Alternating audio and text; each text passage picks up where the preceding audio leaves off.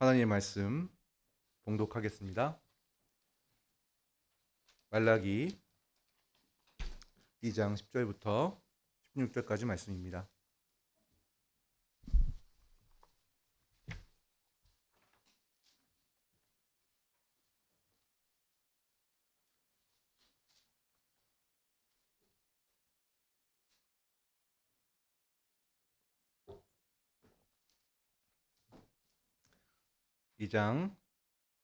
말라기 2장 10절 16절까지 제가 받들어 있습니다. 우리는 한 아버지를 가지지 아니하였느냐? 한 하나님께서 지으신 바가 아니냐? 어찌하여 우리 각 사람이 자기 형제에게 거짓을 행하여 우리 조상들의 언약을 욕되게 하느냐? 유다는 거짓을 행하였고 이스라엘과 예루살렘 중에서는 가증한 일을 행하였으며 유다는 여호와께서 사랑하시는 그 성결을 욕되게 하여 이방신의 딸과 결혼하였으니 이 일을 행하는 사람에게 속한 자는 깨는 자나 응답하는 자는 물론이요 만군의 여호와께 제사를 드리는 자도 여호와께서 야곱의 장막 가운데서 끊어 버리시리라.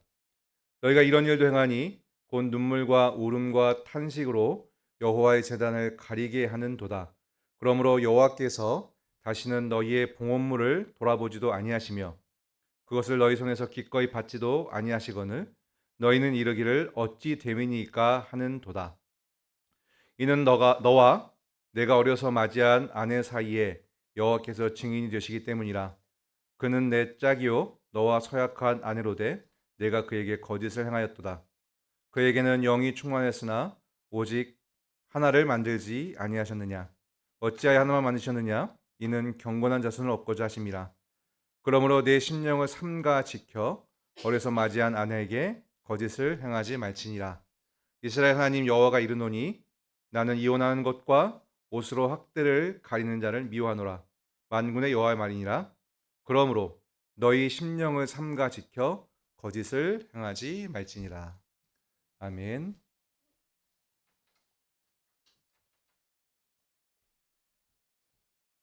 구약 성경의 맨 마지막 책이 말라기서죠.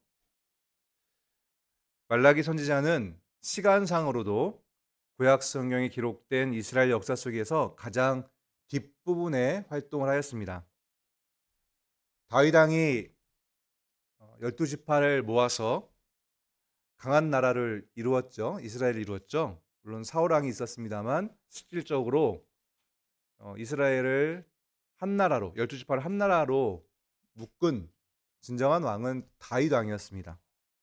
그런데 통일왕국은 오래가지 못했습니다. 다윗을 이은 왕 솔로몬이 통일왕국의 마지막 왕이 되고 말았죠. 그 후로 북쪽 10지파가 모인 북이스라엘, 그리고 남쪽 유다와 베냐민 두 지파가 모인 남유다, 이렇게 두 나라로 나눠졌고 이 분열왕국 시대가 한 200년 정도 지속되었습니다. 그러다가 북이스라엘이 먼저 아수르에게 멸망당했죠. 그리고 북이스라엘이 이렇게 망한 뒤로 한 140년 정도 지난 다음에 남유다도 바벨론 제국에 의해 망했습니다.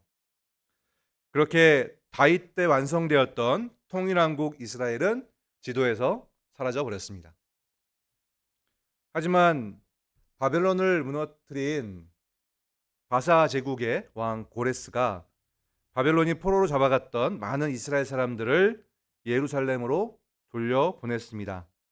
성경상으로 가장 막바지에 세 번에 걸쳐서 크게 돌아오게 되는데 가장 마지막에 느헤미야가 많은 사람들을 이끌고 돌아왔는데 그때의 일들이 느헤미야서에 기록이 되어 있어요. 말라기 선지자는 그 이후에 그 즈음에 아마도 더 뒤라고 여겨지는데 정확히는 알 수 없지만 그 후대에 활동한 선지자였습니다. 그때가 대략 예수님 오시기 전 450년 전 경이 되거든요. 느헤미야서 마지막 이 13장인데 거기에는 느헤미야가 시행한 개혁의 내용이 나타납니다. 여러 가지 개혁의 내용이 나타나는데요. 근데 맨 마지막, 그러니까 느헤미야서 가장 마지막에 13장 23절부터 31절에는 이스라엘 사람들 주로 유다 사람들이죠. 유다 사람들이 이방 여인들을 분별 없이 아내로 취한 일을 다루고 있습니다. 남유다가 멸망한 다음에 오랫동안 이스라엘 땅이 비어져 있었기 때문에 여러 이방인들이 들어와 살았죠. 그리고 아수르나 바벨론이 정책적으로 그렇게 하기도 했고, 그래서 아마도 이 느헤미야가 이스라엘 이끌고 다시 돌아간 시대, 그리고 말라기 선지자가 활동하던 시대는 여호수아가 어느 날 여호수아가 이스라엘 백성들을 이끌고 가나안 땅에 처음 들어갔을 때하고 분위기가 비슷했을 거예요. 어쩌면 사사기 시대와 상황이 비슷했다고 볼 수 있습니다. 그러니까 이스라엘 사람들이 들어왔는데 여러 이방 족속들이 여전히 있는 거죠. 그 가운데 유다 사람들이 주변 이방인들과 통혼을 했습니다. 느헤미야는 이방인들과 결혼 관계를 맺는 것을 책망하였고 이를 벌했고 앞으로는 그러지 않도록 그것을 금하도록 개혁을 단행했거든요. 오늘 본문에서도 말라기야 선지자가 같은 문제를 다루고 있습니다. 본문 11절에 마지막에 보시면 이방신의 딸과 결혼하였으니 라고 말하고 있죠. 당연히 이방신은 없습니다. 그렇기 때문에 거짓 종교에 빠져있는 이방인들, 우상에 빠져있는 이방인들의 딸들과 여인들과 결혼했다는 말이 되겠죠. 말라기야 선지자는 그것이 가증한 일이다라고 하고 있어요. 11절에서 하나님께서 지극히 싫어하시고 미워하시는 일이라는 뜻이죠. 또 여호와께서 사랑하시는 성결을 욕되게 하는 일, 즉 하나님께서 정말 더럽고 추하다 하시는 일이라고 경고하였습니다. 그런데 본문 전체에서 오늘 우리가 기억해야 될 말이기도 한데요. 오늘 설교 제목이기도 하고 본문 전체에서 이 말라기 선지자가 반복적으로 쓰고 있는 말은 거짓을 행하였다는 말이에요. 거짓을 행하였다. 본문 10절과 11절에도 나오고 또 14절부터 16절에 다른 형태지만 거짓을 행하지 말라 이렇게 권고하는 내용이지만 어쨌든 거짓을 행한다라는 표현이 총 5차례 나타나고 있습니다. 거짓을 행한다라는 말은 예전 성경에는 좀 어려운 말로 괴사를 행한다라고 했어요. 괴사. 어려운 말, 저 개인적으로 그런지 모르겠는데 어려운 말이어서가 아니라 말이 주는 어감이 좀 더 그게 더 심각한 것 같아요. 거짓보다 괴사. 사실 말뜻은 비슷한데 괴자가 거짓 괴자잖아요, 그렇죠? 그래서 거짓을 말한다. 사실은 뭐 비슷한 말 같긴 한데 말이 주는 어감이 훨씬 더 좀 무거운 느낌이 있어요. 괴사를 행한다. 거짓을 행한다 말하는 말은 원래 원문의 뜻은 속인다는 뜻이에요. 속인다, 배신한다라는 뜻입니다. 결론부터 말씀드리면 두 가지 차원의 말이에요.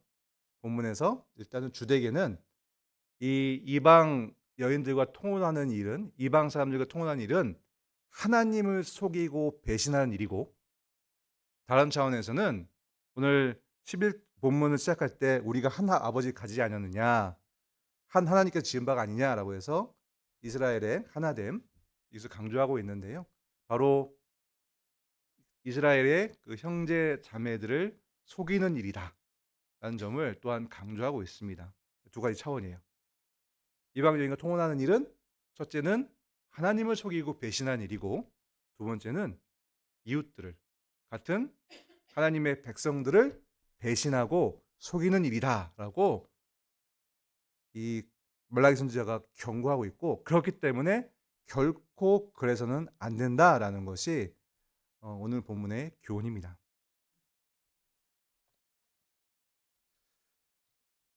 어째서 그런가? 지금 굉장히 심각하게 말하고 있잖아요. 그렇죠? 아주 다양한 말로 반복적으로 이 일의 엄중함, 심각함을 강조하고 있는데요. 어째서 그런가? 당연히 여러분 성경을 좀 읽으시면 이것이 잘못됐다라는 것은 쉽게 생각하실 수 있습니다. 그렇죠? 우리가 어디 있는지 잘 찾을 수 없지만 하나님께서 분명히 이스라엘에게 몇 차례, 여러 차례 이방 사람들과 통혼하지 말 것을 말씀하셨기 때문이고, 아마 구약 성경을 성실하게 읽으신 분들은 그 말씀을 기억하시게 될 거예요. 좀 더 구체적으로 보면 오늘 본문에도 나타나는 것처럼 하나님의 언약을 깨뜨렸기 때문에 그래요. 본문 10절에 우리 조상들의 언약을 욕되게 하느냐 이렇게 책망하고 있죠. 그죠? 말씀드렸던 것처럼 우리가 한 아버지를 가졌다. 하나님께서 우리를 지으셨다. 한 아버지가 아브라함이냐 아니면 야곱이냐 뭐 여러 가지 뭐 논쟁이 있습니다만 그렇게 중요한 건 아니고요. 지금 선지자가 말하고 싶어하는 바는 우리가 모두가 하나님으로부터 시작되었다. 하나님께서 우리를 부르셨고 우리를 한 민족으로 이루어 주셨다. 그리고 하나님의 나라로 만들어 주셨다라는 사실을 지금 강조하고 있는 거예요. 그렇기 때문에 여기서 말하는 조상들의 언약은 아무래도 이스라엘이 한 나라로서 한 민족으로 크게 시작되었던 시내산에서의 그 언약을 떠올리지 않을 수 없습니다. 그 언약을 잠깐 보도록 하겠습니다. 여러분 출애굽기를 볼게요. 출애굽기 19장.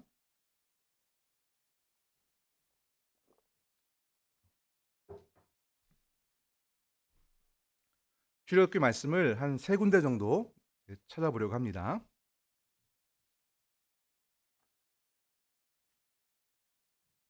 먼저 19장. 처음 이스라엘이 애굽에서 나온 다음에 시내산에서 하나님과 언약을 맺는 부분입니다. 하나님께서 언약의 말씀을 주시는 부분인데요. 좀 길지만 제가 좀 읽도록 하겠습니다. 19장 1절부터 8절인데요. 이스라엘 자손이 애굽 땅을 떠난 지 3개월 되던 날 그들이 시내 광야에 이르니라. 그들이 르비딤을 떠나 시내 광야에 이르러 그 광야에 장막을 치되 이스라엘이 거기 산 앞에 장막을 치니라. 모세가 하나님 앞에 올라가니 여호와께서 산에서 그를 불러 말씀하시되 너는 이같이 야곱의 집에 말하고 이스라엘 자손들에게 말하라. 내가 애굽 사람에게 어떻게 행하였음과 내가 어떻게 독수리 날개로 너희를 업어 내게로 인도하였음을 너희가 보았느니라. 세계가 다 내게 속하였나니 너희가 내 말을 듣고 내 언약을 지키면 너희는 모든 민족 중에서 내 소유가 되겠고 너희가 내게 대하여 제사장 나라가 되며 거룩한 백성이 되리라. 너는 이 말을 이스라엘 자손에게 전할지니라. 모세가 내려와서 백성의 장로들을 불러 여호와께서 자기에게 명령하신 그 모든 말씀을 그들 앞에 진술하니 백성이 일제히 응답하여 이르되 여호와께서 명령하신 대로 우리가 다 행하리이다. 모세가 백성의 말을 여호와께 전하매 했습니다. 하나님께서 출애굽의 그 사건을 기억하게 하시면서, 그러니까 하나님께서 이스라엘을 어떻게 기적처럼 애굽으로부터 건져내셨는지, 해방시키셨는지를 말하자면 구원하셨는지를 떠오르게 하시면서 하나님께서 약속의 말씀을 주셨죠. 너희가 내 말을 지키면, 내 명령을 따르면, 내가 너희를 그렇게 구원하였으니 내 명령을 따르면 너희가 내 백성이 될 것이라, 내 소유가 될 것이라, 이렇게 하나님께서 약속하셨습니다. 그리고 그 약속의 말씀은 이스라엘 백성이 듣고 우리가 다 하나님의 말씀을 준행 지키겠습니다라고 다짐했죠. 그리고 이제 20장 넘어가면 하나님의 명령들이 주어집니다. 20장에 명령 중에 명령, 대표적인 명령 뭐죠? 십계명이 나오죠. 십계명을 비롯해서 여러 명령들이 나오게 됩니다. 그리고 이제 24장 넘어가 보시면 출애굽기 24장 7절입니다.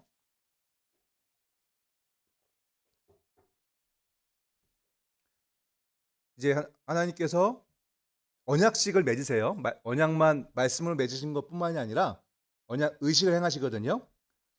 이거는 7절과 8절만 읽겠습니다. 언약서를 가져다가 백성에게 낭독하여 듣게 하니 그들이 이르되 여호와의 모든 말씀을 우리가 준행하리이다. 모세가 그 피를 가지고 백성에게 뿌리며 이르되 이는 여호와께서 이 모든 말씀에 대하여 너희와 세우신 언약의 피니라. 이렇게 말씀했어요. 그러니까 피의 언약식을 맺은 거죠.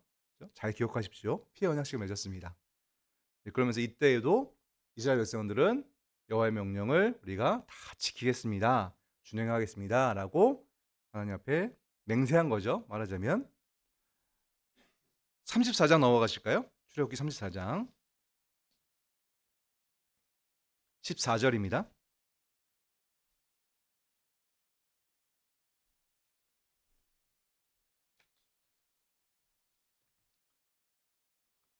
(16절까지) 볼게요. 너는 다른 신에게 절하지 말라. 여호와는 질투라 이름하는 질투의 하나님이니라. 너는 삶과 그 땅의 주민과 언약을 세우지 말지니 이는 그들의 모든 신을 음란하게 섬기며 그들의 신들에게 제물을 드리고 너를 청하면 내가 그 제물을 먹을까 함이며 또 내가 그들의 딸들을 내 아들들의 아내로 삼음으로 그들의 딸들이 그들의 신들을 음란하게 섬기며 내 아들에게 그들의 신들을 음란하게 섬기게 할까 함이니라. 너는 신상들을 부어 만들지 말지니라. 아멘. 더 구체적으로 하나님의 명령들 가운데 이방 족속들, 이방 민족들, 특히 우상 숭배에 빠져 있는 이방 사람들을 아내로 삼지 말 것, 그들과 결혼, 통혼하지 말 것을 하나님께서 명령하셨습니다. 그러면 이스라엘 백성들은 이 명령을 지켜야 했을까요? 말아야 했을까요? 너무나 당연하죠. 어떻게 됐을까요? 당연히 지켜야죠. 그리고 지킨다고 다짐했잖아요. 하나님 앞에서. 그죠? 우리가 준행하겠습니다라고 분명히 얘기했죠. 그죠? 근데 여러분, 이스라엘 역사를 보면 어떻게 되었습니까? 이게 이제 출애굽 시대인데, 그죠? 아직 가나안 땅에 들어가기 전이에요. 근데 이제 그 이후에 여호수아서 뭐 뒷부분, 사사기는 뭐 더더욱 그렇고요. 이 약속을 이스라엘 백성들은 깨뜨렸습니다.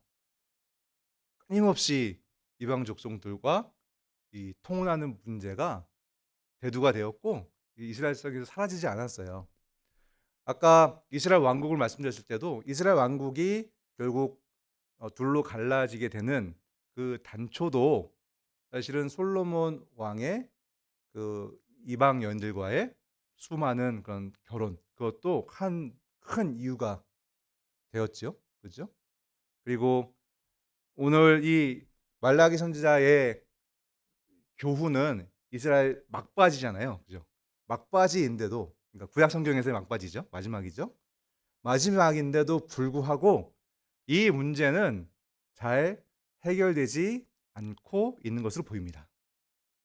물론 느헤미야 시대에 가까이 있기 때문에 느헤미야 개혁이 얼마나 그것이 효용 있게 잘 적용이 되어서 이스라엘이 계획을 단행했는지, 그러니까 회개하고 하나님의 약속을 다시 하나님의 언약을 떠올리면서 이방과의 통혼을 끊고 이제 이스라엘 백성들 안에서 언약 백성들 안에서만 결혼을 하는 그 일을 순수하게 지켰는지 알기 어려운데, 그러나 말라기서가 구약 성경 마지막에 있는 것으로 보여지고, 그리고 아무래도 느헤미야 이후로 본다고 한다면 느헤미야가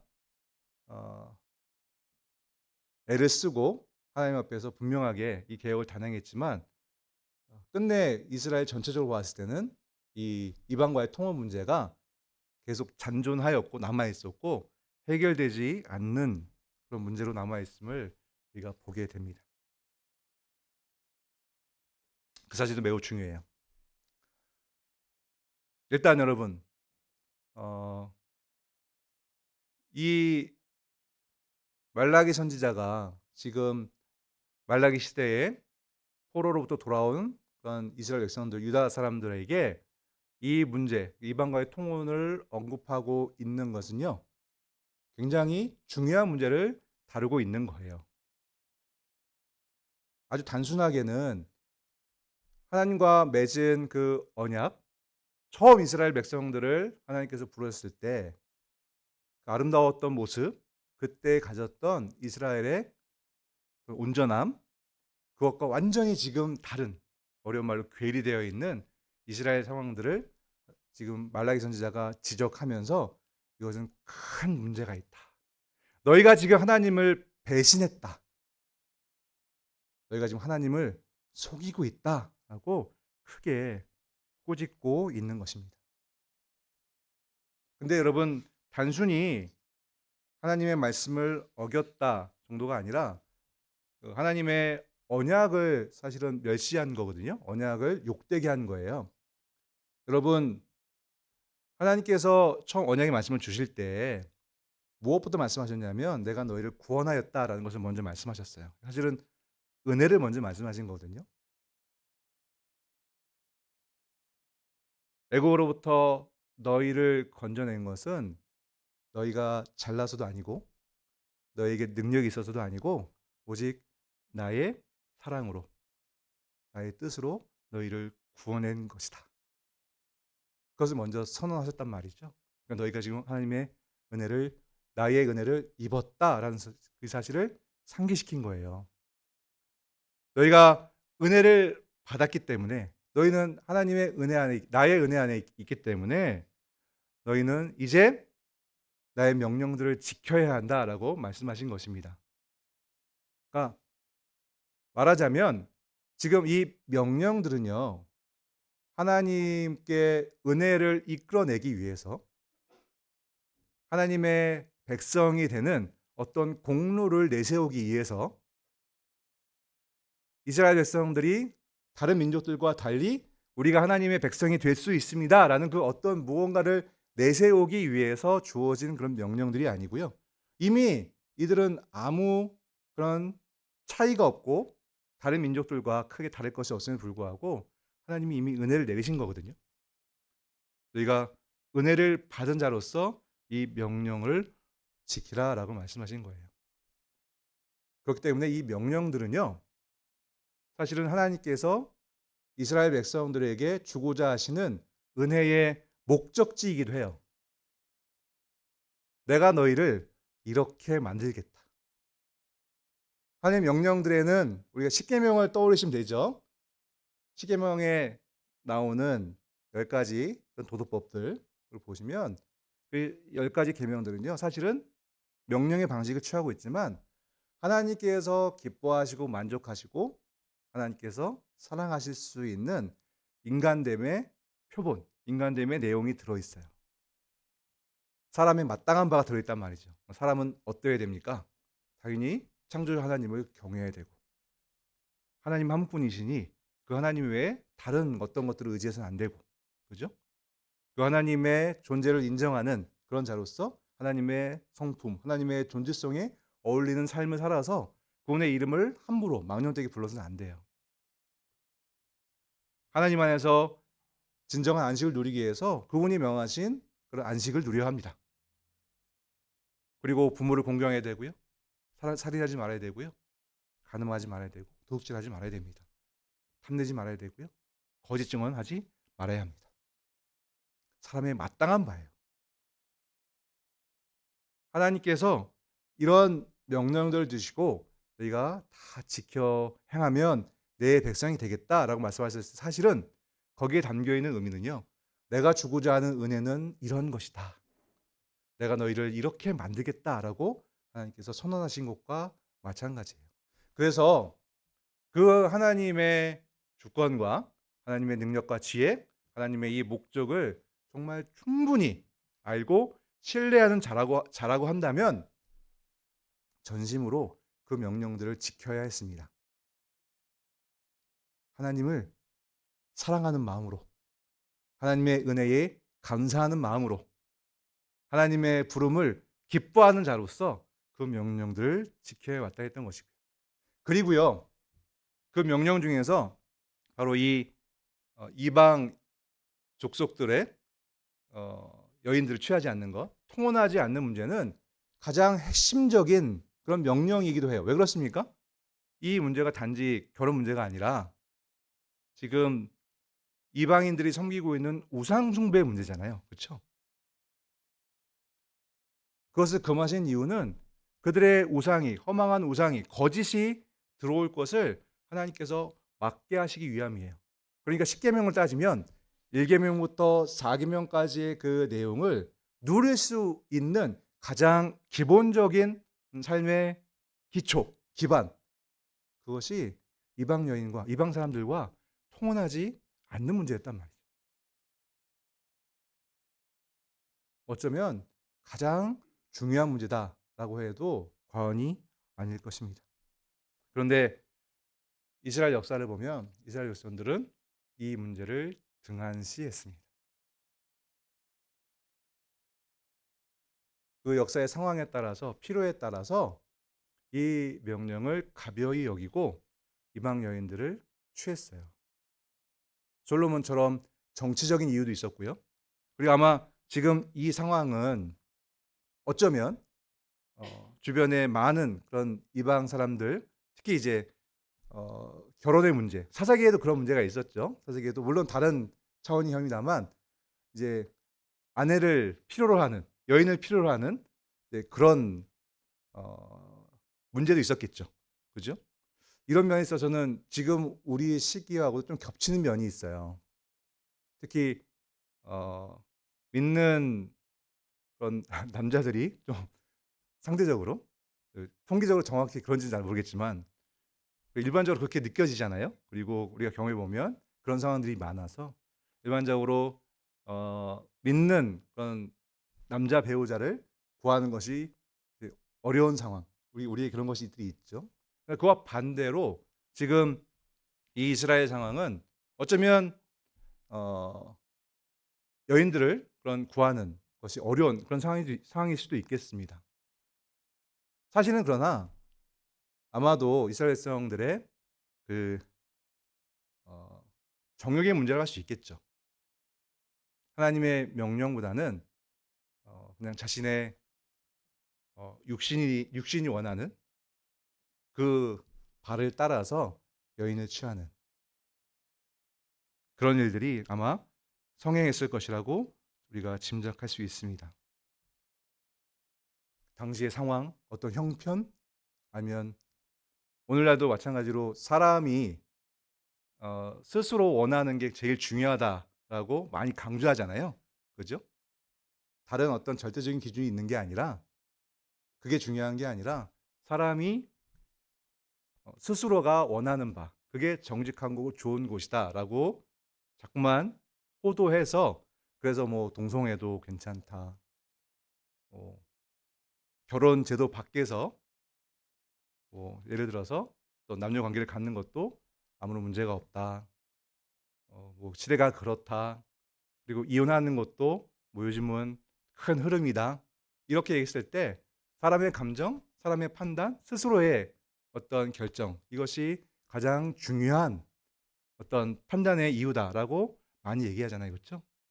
이거는 뭐 시간이 지나고 역사가 바뀐다고 해도 크게 다르지 않은 것 같아요. 고대나 현대나 앞으로 미래에도 큰 차이는 없을 거라 여겨집니다. 왜냐하면 인간의 본성은 다 아담으로부터 나왔기 때문에 그런 것이죠. 그런 상황에서 이 이스라엘 사람들은 구약 성경의 역사를 보면 끊임없이 이 문제를 해결하지 못했습니다.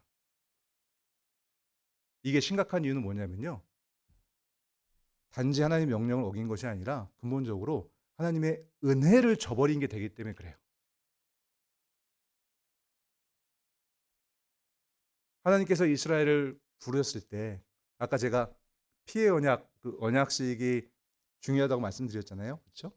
우리가 레위기를 통해서 보는 모든 제사 제도들, 이런 것을 우리가 다 보았을 때, 그리고 여타 하나님 다른 명령들 쭉 보았을 때, 하나님께서 분명히 이스라엘 백성들을 부르셨을 때 그 십계명이 대표하는 그런 인간성의 회복, 인간의 참 하나님께 기뻐하시는 그 성품의 그 회복을 위해서 부르셨을 때, 사실은 이스라엘이 스스로 그것을 할 수 없고 하나님께서 그 방법을 장차 오실 메시아로, 피 흘린 메시아, 모든 참 제물, 진정한 제사장으로 말미암아 하나님께서 이루시겠다라고 하는 그 뜻들을 이미 이스라엘에게 알리신 거예요. 그 이스라엘 속에 담겨 있는 하나님의 은혜 그 전체를 사실은 이스라엘 백성들이 오랫동안 장기적으로 그것을 잃어버린 거거든요. 저버린 거거든요. 무시한 거거든요. 하나님께서 너희가 나를 배신하였다, 너희가 나를 속였다라고 했을 때, 그렇기 때문에 더욱더 하나님의 경고가 무섭게 다가오는 것은 사실 결론적으로 너희가 나의 은혜를 저버렸다. 신약의 용어로 말한다고 한다면 너희가 배도하였다. 나의 복음을 저버렸다. 내가 하고자 하는 구원의 방식을 너희가 존중하지 않았다라는 뜻이 되는 것입니다. 가장 핵심적인 계명이에요. 여러분, 하나님께서 사실은 이스라엘 백성들을 아내로 부르신 거거든요. 원래 사람은요, 남편과 아내의 관계를 하나님께 창조하셨을 때 그 남편의 자리는 사실 하나님이 계신 거예요. 그게 에베소서에 나오는 결혼 관계에 대한 주님 그 사도의 가르침에서 분명히 드러나잖아요.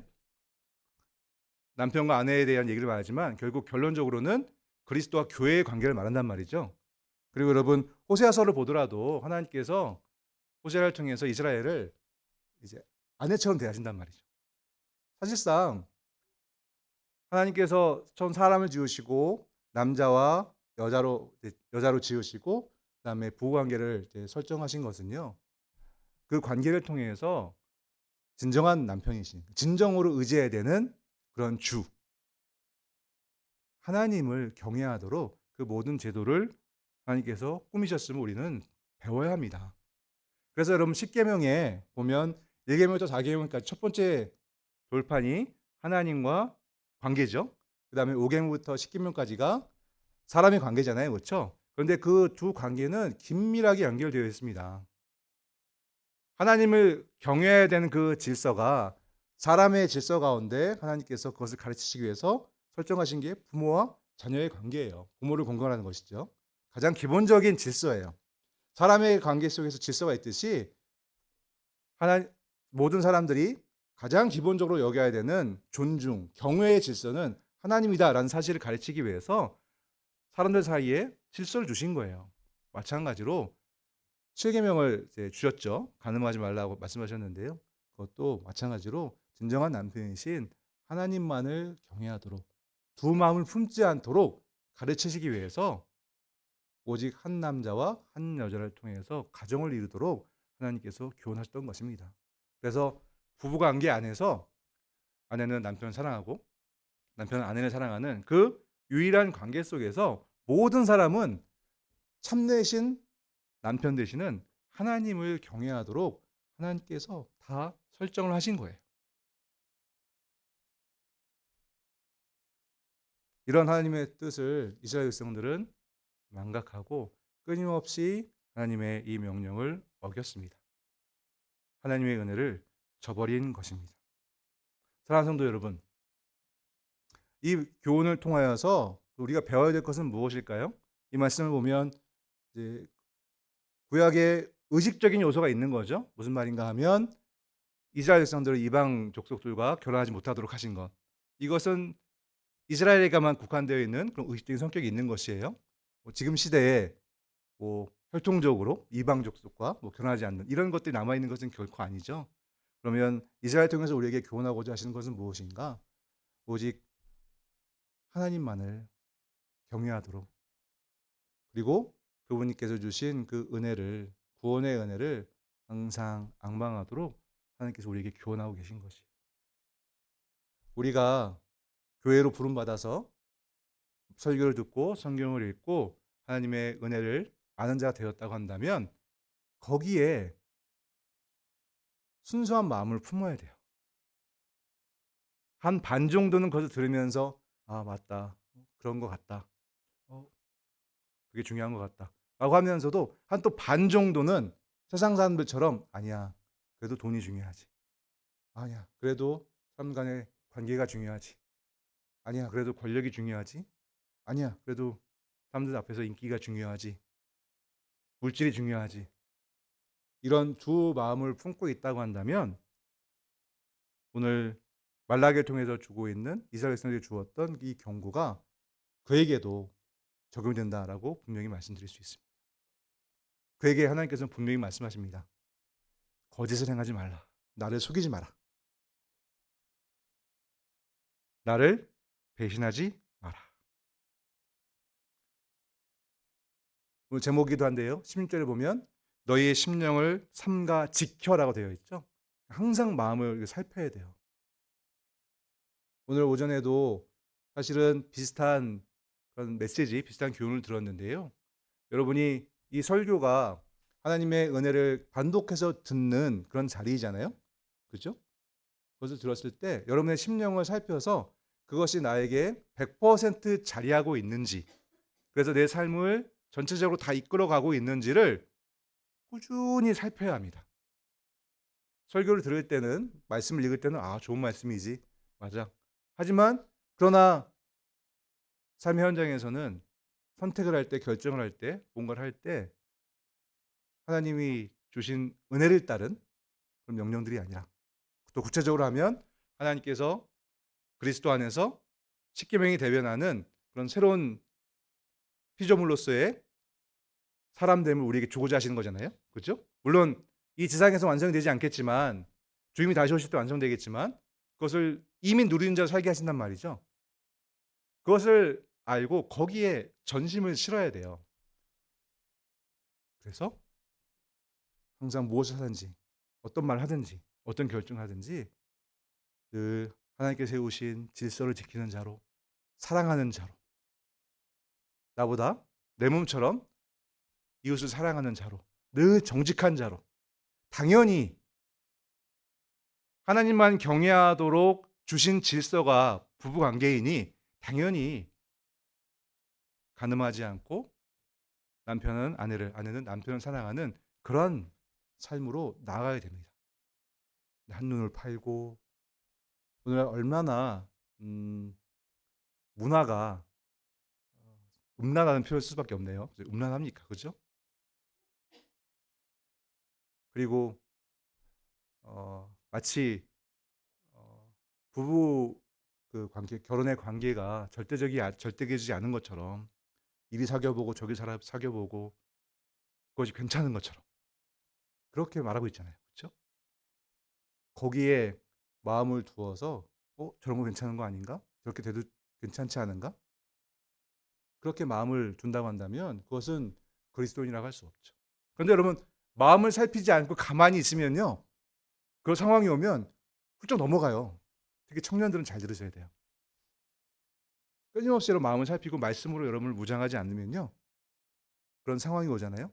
특히 우리 이스라엘 사람들이 그랬던 것처럼 청년의 정욕이 넘치는 그런 시기에는요, 크게 과오를 범하기가 쉽습니다.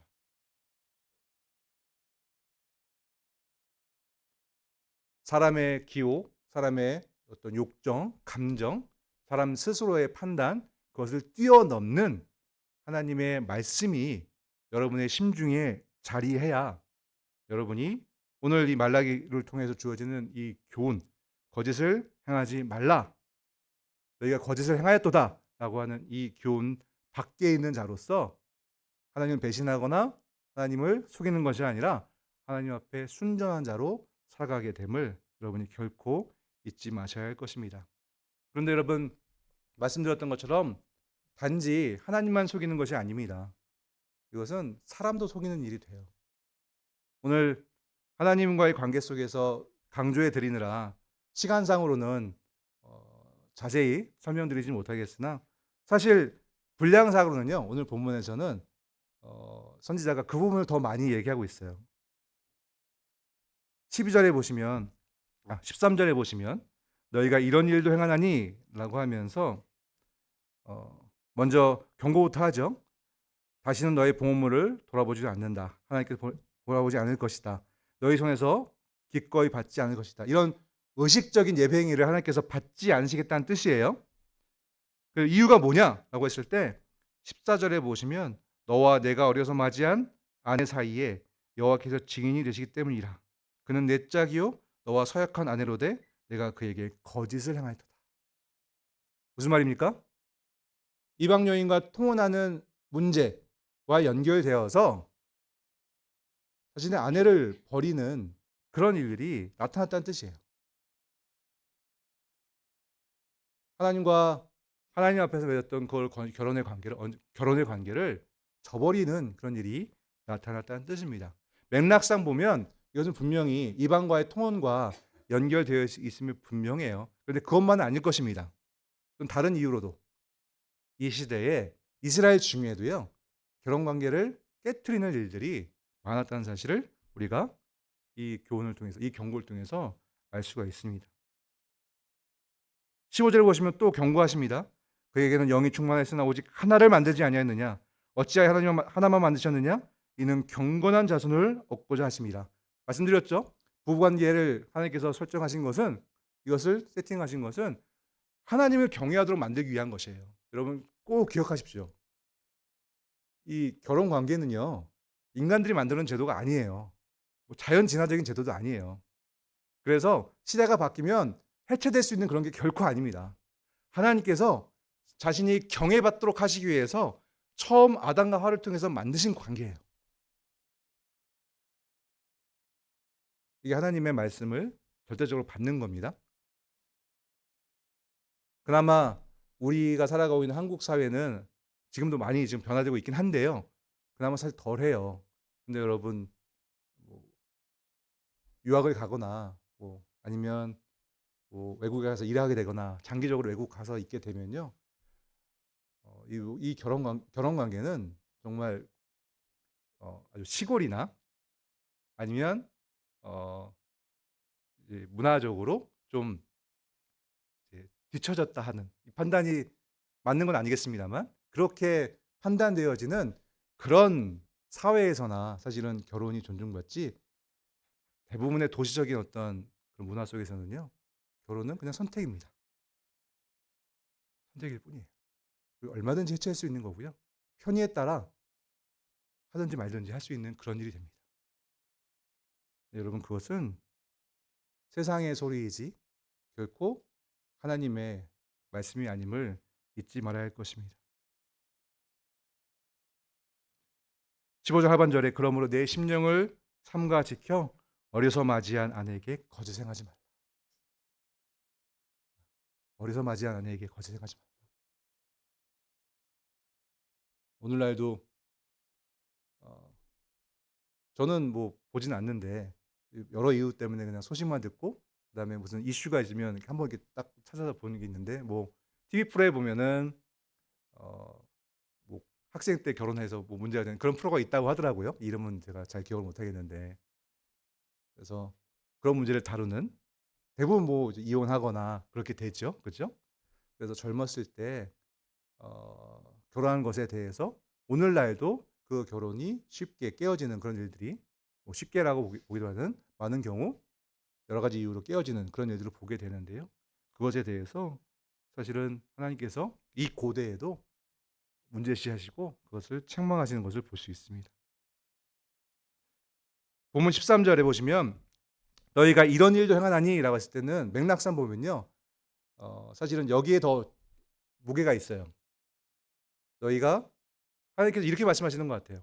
나와의 언약 관계를 무시한 결과 너희는 이런 일도 행한다.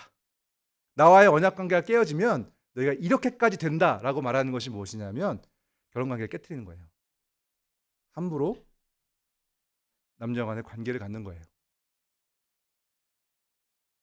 그런 면에서 보면 오늘날 현대 문명에 대해서 우리가 하나님 말씀 앞에서 좀 더 숙고해 볼 필요가 있겠다 말씀드릴 수 있겠습니다. 13절에 곧 눈물과 울음과 탄식으로 여호와의 제단을 가리게 한도다. 이게 사실 해석하기 굉장히 어려운 부분인데요. 이 눈물과 울음과 탄식으로 여호와의 제단을 가린다는 것이 에스라서나 느헤미야서 보면 이 이방과의 통혼 문제에 사실 제사장도 연루가 되어 있어요. 원래 레위기에 보면은 제사장은 더더욱 엄격하게 이방 여인과는 통혼해서 안 되거든요.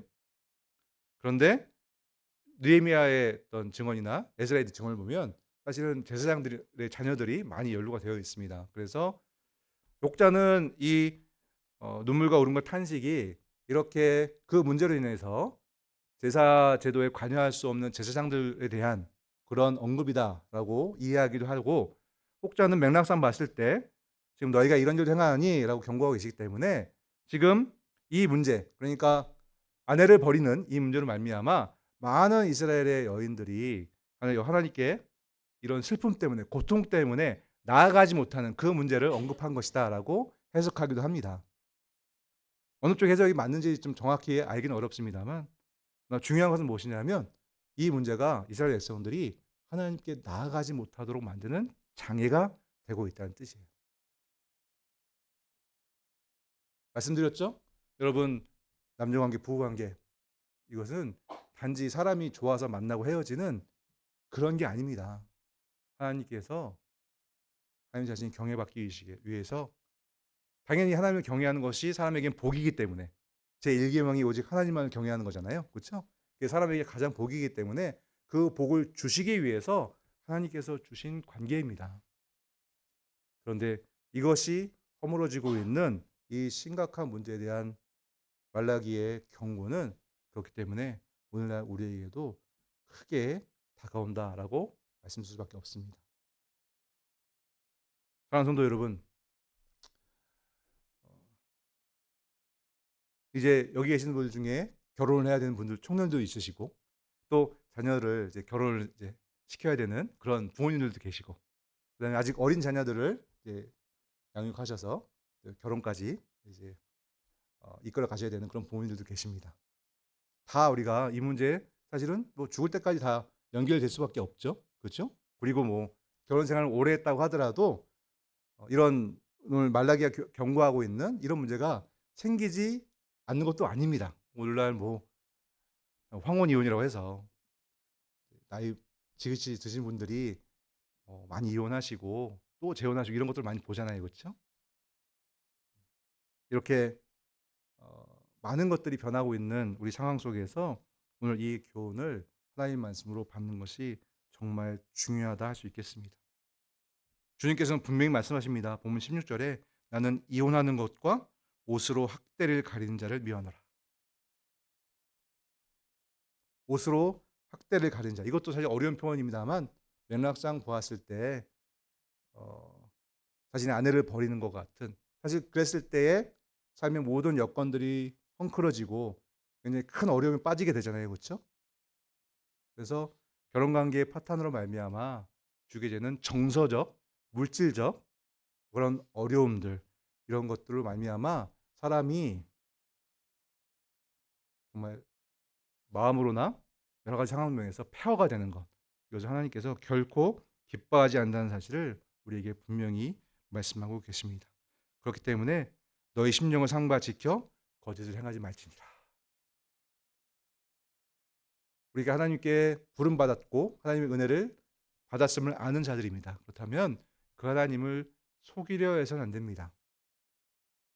그 하나님을 배신해서는 안 됩니다. 하나님께서 우리에게 말씀하신 그 목적지를 향해 기쁨을 나가야 합니다. 물론 우리가 연약해서 실수도 많이 하죠. 잘못도 많이 하죠. 그렇죠? 이 문제에 있어서도 잘못할 수 있습니다. 오늘날 교회 안에 사실은 이혼의 문제가 많이 있죠. 그렇죠? 잘못할 수 있습니다. 그러나 어느 시점에서든 이 교훈을 받아들여야 합니다.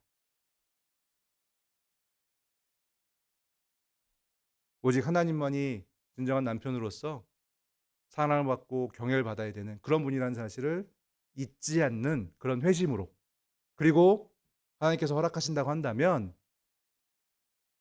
한 남자와 한 여자의 결혼 관계 안에서, 그 질서 안에서 서로 사랑함으로 말미암아 하나님 말씀대로 진정 하나님을 경외하는 길로 나아가는 이 방식으로 모든 그리스도인들은 살아가야 마땅할 것입니다. 그것을 위해서 기도해야 될 것이고요. 하나님의 은혜를 구해야 마땅할 것입니다. 히브리서 기자는 이렇게 얘기했습니다. 히브리서 13장 4절에 모든 사람은 결혼을 귀히 여기고 침소를 더럽히지 않게 하라. 음행하는 자들과 간음하는 자들을 하나님이 심판하시리라. 오늘 이 교훈의 엄중함을 여러분 깊이 받아들이시고요. 첫째는 내 마음 가운데 오직 나에게 은혜 주신, 나에게 구원을 주신, 나에게 새로운 삶을 주신 그 하나님을 정말 사랑하고 존중하는, 두 마음을 품지 않고 그분만을 나의 모든 것으로 여기는 그 마음을 회복해야 될 것이고, 그리고 그렇게 할 수 있도록 하나님께서 실제적으로 교훈하신 이 결혼 관계 안에서의 어 남녀 간의 사랑을 나누는 것, 그 문제를 우리가 한 교회로서 끊임없이 이루어 가고 격려하고 독려하고, 특히 그것에 저항하고 자꾸만 다른 방식으로 교회 안으로 침투하려고 하는 그런 허망한 세력을 맞서 싸우는 그런 우리들이 되어야 마땅할 것입니다. 특히 5월이 가정의 달이라고 하잖아요. 그렇죠? 세상에서도 가정의 중요성을 어쨌든 명분상으로 중요시 여기고, 그래서 지금까지도 그런 날들 지키고, 우리도 그런 휴일이나 그런 날들을 따라서 부모님도 돌보고, 또 어, 부부와 부부 간에도 서로 한번 더 사랑을 확인해 보기도 하고, 또 우리 자녀들을, 내일 우리 어린이들 제일 좋아하는 날이죠, 그죠? 네. 우리 자녀들도 다시 한번 하나님 앞에서 생각해보는 그런 달이 되고 있는데요. 무엇보다 오늘 말씀을 들었으니까요, 우리 부부간에, 남편과 아내간에 과연 우리에게 하나님의 말씀이 중심에 자리하고 있는 그런 관계인가, 그리고 나 스스로가 그렇게 지금 살아가고 있는가에 대해서 깊이 생각해보는 그런 5월이 되시기를 또 바라봅니다. 기도하겠습니다.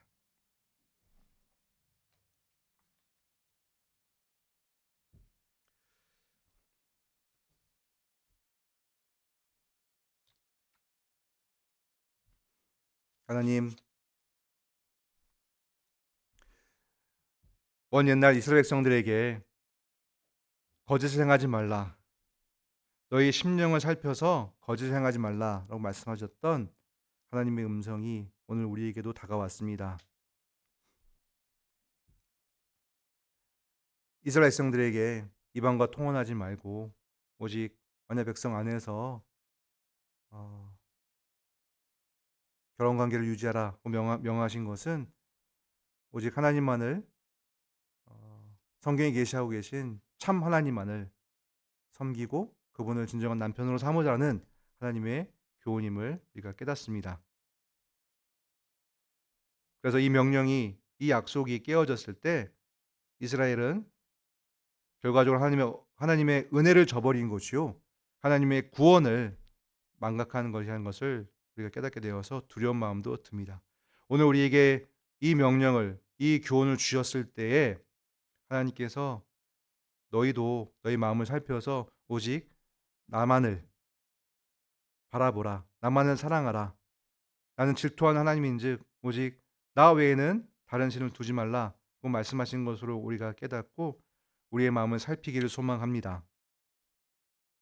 우리에게 두 마음을 품었던 적이 있는지 하나님께서 깨우쳐 주셔서 하나님께서 우리에게 주신 그리스도로 말미암은 그 놀라운 구원, 그로 말미암아 우리에게 주신 찬란한 그 복 외에 다른 것들에 한눈 파는 것은 아니었는지 돌아보게 하여 주시고, 만약 그렇다고 한다면 회개하게 해 주시고, 하나님, 허망한 이스라엘 백성들이 바라보았을 때는 너무나 유혹되었고 너무나 좋아 보였던 이방 여인들처럼 오늘날도 너무나 좋아 보이는 그러나 허망한 것들에 한눈 팔지 않게 해 주시고, 오직 말씀을 따라 그리스도를 쫓아가는, 그러기 위해서 늘 성령의 역사를 간구하는 우리가 될 수 있도록 하나님께서 현장교회 온 교우들에게 은혜를 내려 주시옵소서. 또한 무엇보다 이, 이 일들을 어, 한 남자와 한 여자, 남편과 아내의 그런 관계 속에서 이루기를 기뻐하시고, 아내가 남편을 사랑하고 남편이 아내를 사랑하는 가운데